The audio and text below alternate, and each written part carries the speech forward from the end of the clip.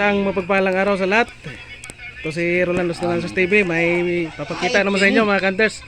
Kasi dito sa bahay ng aking kumpare na si Pari Dungski Barbia Vlog.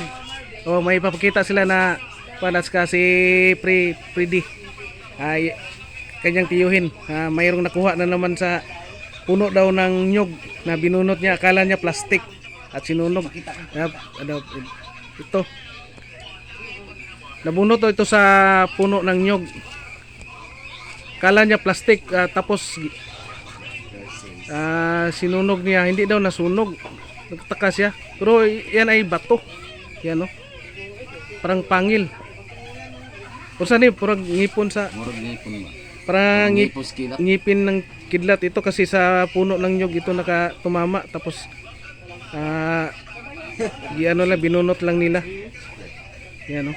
Ito yung ngipin ng kidlat na maliit siguro. Yan o. Ganda.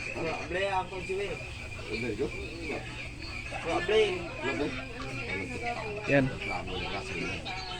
Pero ang may-ari ngayon si Dungski Barbiana kasi hiningiin niya sa kanyang tiyuhin. Yung tiyuhin na napakabait na tiyuhin to. Kasi may mga gamit palagi na lang inaarbor ng kanyang pamangkin na si Dungski Barbia. Isa din itong hunter. Dual ito, hunter at saka antingero din. At iba pa. Marami itong si Pari Dodong. At may mga gamit din siya sa kanyang naiwan sa kanyang lolo pa na isang right hand ni Commander Toothpick daw noong unang panahon. Kasi pangalan tong lolo no pre? Silverio yang pangangga to. Beryong si tatay aning tatay Beryong Barbia.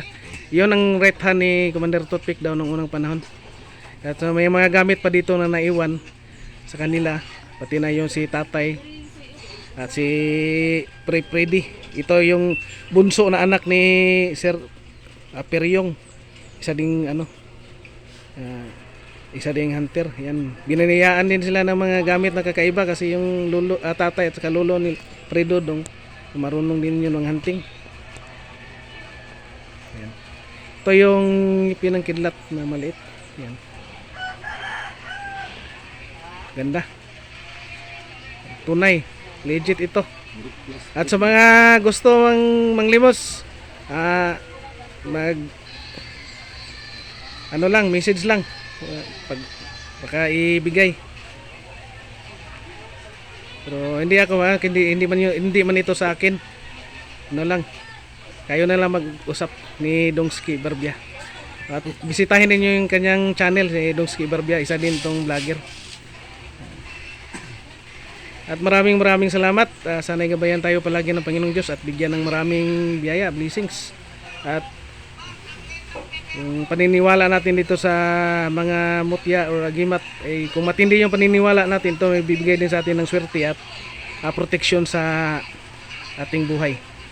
At hindi tayo makalimot, yung Panginoong Diyos pa rin makapangyarihan sa lahat. Ito ay mga gabay lamang at kusa din itong magpoproteksyon sa atin kung sa oras ng kagipitan.